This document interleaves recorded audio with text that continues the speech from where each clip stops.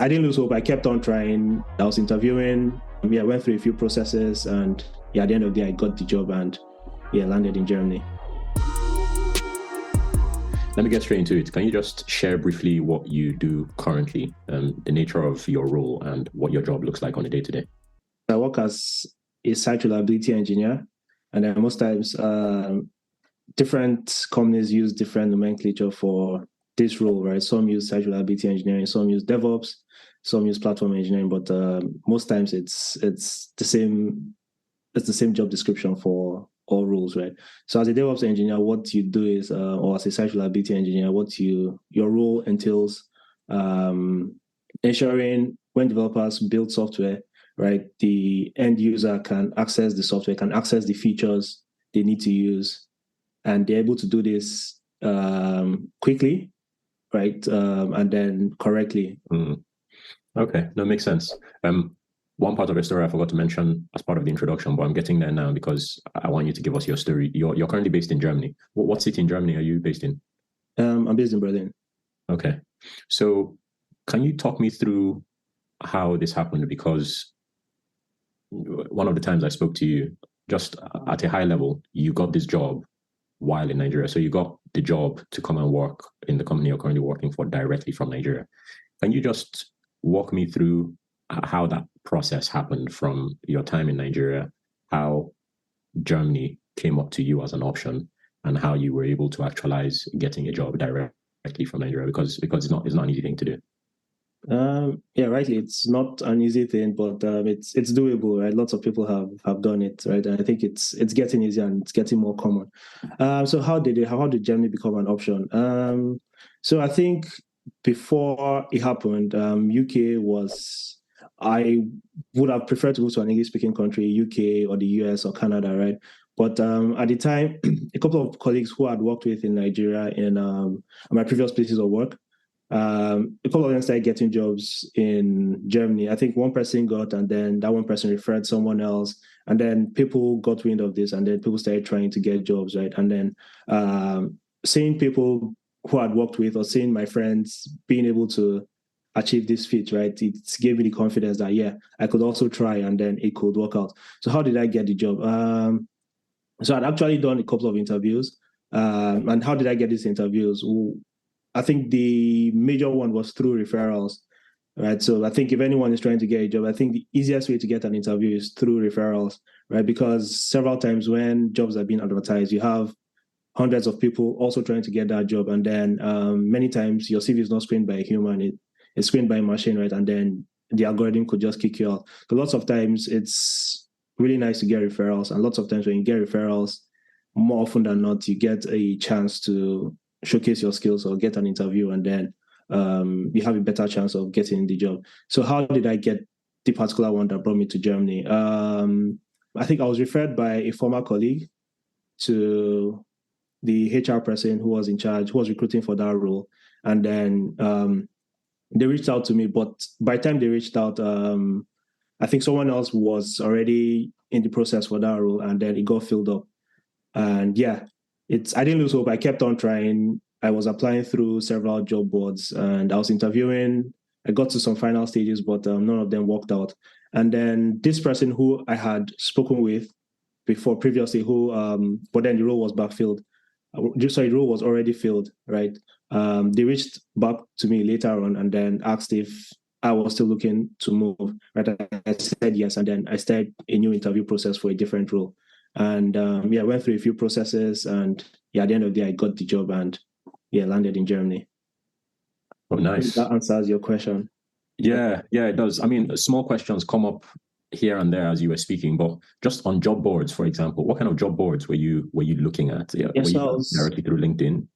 Yes, I was looking at LinkedIn, right? So LinkedIn, you can go to the job section and then search for the particular role you're interested in. But at the time, I can't remember if LinkedIn jobs was a thing back in 2017, 18. But what I used mainly then was Stack Overflow, the job section. But I think that has been discontinued too, right? I'm not too sure because it's been a while. So I think the major way people try to get jobs today is through LinkedIn jobs. But back then, it was mainly through Stack Overflow jobs I was applying, and then getting referrals from my friends and colleagues I had worked with. Oh, nice. Yeah, even I didn't know that Stack Overflow was, like a hot point for looking for opportunities at the time. So even for me, that's new information. Okay, so thanks for that. Can you just talk me briefly through what the process was like getting your paperwork to be allowed to go in? Was it a work permit from the get-go, or was it just was it a permanent residence? What was that process like? So I think the two primary ways of coming over when you get a job, then it was either through an EU blue card or you get like a work permit, right? There are subtle differences between both, such as how long it takes you to get what's it called, to get your permanent residency. So I came through an EU blue card. And how was the process? I think my company did most of it, right? So the company has to apply to the job, I think to the Federal Employment Agency in Germany, telling them, okay, we have this guy, we want him to come, right? And then the Federal Employment Agency or board approves your permit, and then they now send it back to you and send your contract, and then you book an appointment with the German embassy in Lagos. I think they have one in Abuja, I'm not sure. So you book an appointment with them, you go, you take all your documents. So you need a couple of documents. I think this can be gotten from the website. I guess it changes from time to time.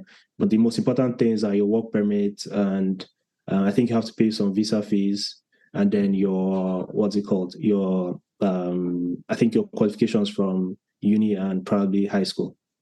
And then you do the interview, and then after a while, they ask you to bring your passport if it's approved, and then they stamp it. So you initially get a 3 months blue card, and then when you come over to Germany, you get in the process to convert it to a long-term, either long-term work permit or a long-term EU blue card. Okay. And if you're on a work permit, how long before you can change that over to a permanent residence?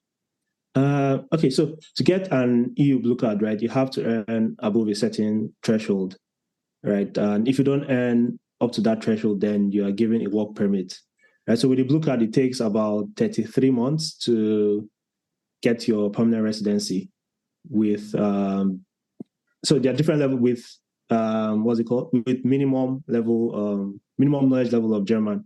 And so there's like A1 level, A2, B1, B2. So with A1 level and 33 months with an EU blue card, you can get your permanent residency.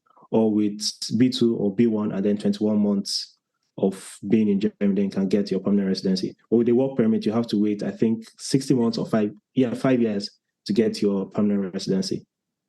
But Oh, wow. I think along the way, you can switch from a work permit to a blue card if you begin to earn above the threshold. Okay, that makes sense.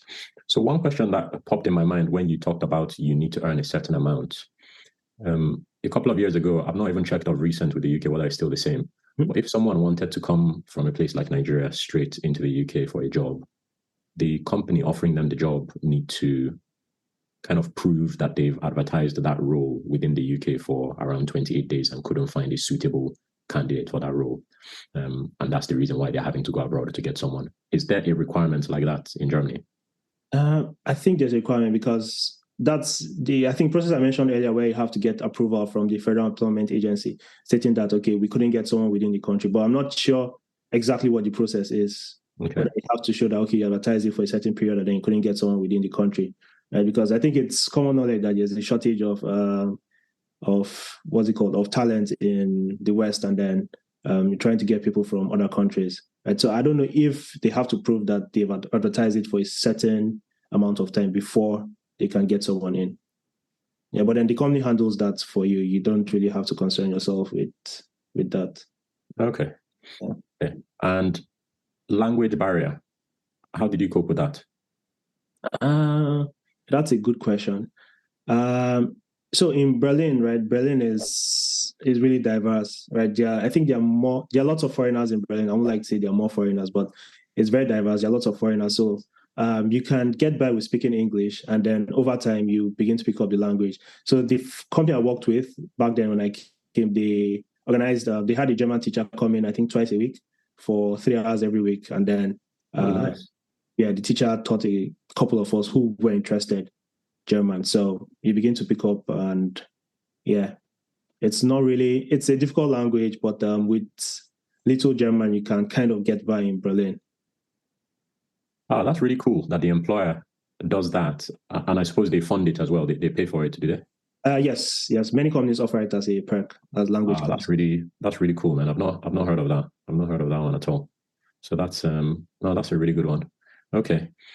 So just, I guess, taking it forward now, and thankfully what you explained as your story was pretty clear, but I know a couple of things have changed over the years. So to the extent that you're still familiar, if there was someone, again, still using Nigeria, because that's where we're both from, that's where we know more people, someone from Nigeria is looking to make a similar move. The person is looking for opportunities in Germany so they can get a job directly in Germany. How would you advise the person to approach that goal? Looking back now, if I was in that position now, right, I think I'll use LinkedIn Jobs a lot, and then I'll also use my network, because the competition for jobs it's really high. So utilizing your network is a really good way to get jobs. Especially you have people who you've worked with before, and these people can vouch for you, right? And they currently work these places where you want to work. It's easy for them to. It's easy for an employer to trust a referral from a current employee than to try someone who they don't know, right? So I think first LinkedIn Jobs, and then to utilizing your network. Okay, and again, this might not be something you know off the bat, but currently, is there, like a community there that you're aware of that maybe the person can connect with, and then just use that community to keep an eye out for opportunities that are coming up within Germany, for example, in DevOps or in IT in general? So I can't say there's a community, right? But I think amongst ourselves, we have maybe like WhatsApp groups or Telegram groups, right? But it's usually people who are currently in the country. So I think the best way is just, I think within LinkedIn, you can search for people who currently work in a certain field, in a certain location, and then you can get a list of them. And then you can just try your luck, shoot messages to random people, and then who knows, you might actually get a response. And then also, apart from that, I think there's what's this rule again? I can't remember. This 6-person rule, right? Like anyone who you want to meet is maybe 3 connections away or 4 connections away. So you might actually find that someone who works where you're currently trying to get a job might know someone who you actually know, and then you can reach out to that person. That person connects you to the person who works where you want to work, and then that person might just refer you. No, that's a good point. And so I think using your network is really, really good. Yeah, no, I agree.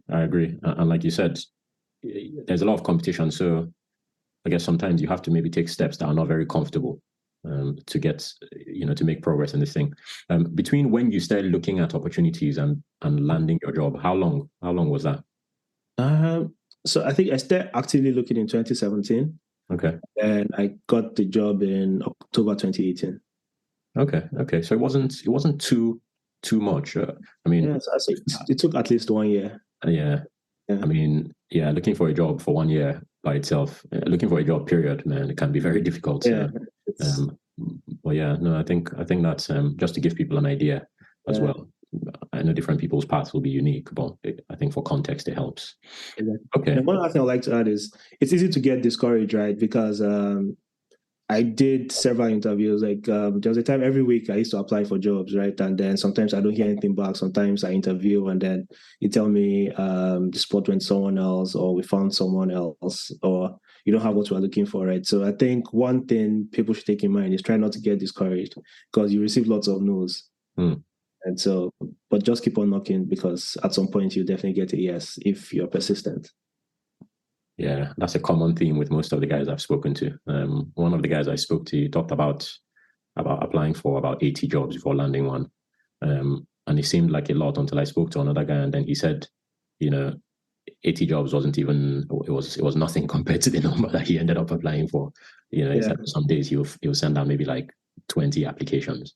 So yeah, it can be a bit intense, but no, thanks for that advice. And I certainly hope people will take it on. Just in rounding up, Lateef, and this one is more of trivia rather than necessarily being associated with your role. What's one thing you would say about the Germans or about Germany that you've come to learn about, but you think a lot of people don't know? Okay. Well, Germany is, lots of people outside Germany think, so one thing that was so I think I'll just mention one thing that was a shocker for me, right? It was the financial system. So you transfer money in Nigeria, right? You transfer money from one bank to another, even within the same bank, right? And then it reflects within seconds, right? But in Germany, you send money to another bank, and then it takes like 2 working days. Wow. Before the money reflects. Yeah, so that was one shocking thing for me. Really? Up to that? Yeah, even up to that for some banks. And then another thing is lots of places don't accept card transactions. You have to pay by cash. A couple of places are like that. Yeah. And I think many other places began to accept cards during COVID, right, because of hygiene. But then lots of places still do cash. So it's like, I think the Germans love their cash. So those were 2 shocking things for me. Oh, wow. I'm very surprised to hear that, because the culture in the UK is pretty much very different. I know a ton of people that don't go anywhere with like a wallet or anything that they can put cash in, because they're always ready to either use their watch or their phone to make a payment. More than half, even the small corner shops, they take card payments easily. So no, I'm very surprised to hear that. That's quite a learning. That's news to me as well. Yeah, it was surprising for me too. Nice. Oh no, that's been very informative, man. Lateef, thank you very much for coming on, and thanks for giving us some insight into Germany. You're the first person from Germany that I've spoken to, so I'm certainly hoping that a lot of people can pick up some useful points from there. Yeah, so thanks, man. Yeah, thanks for having me.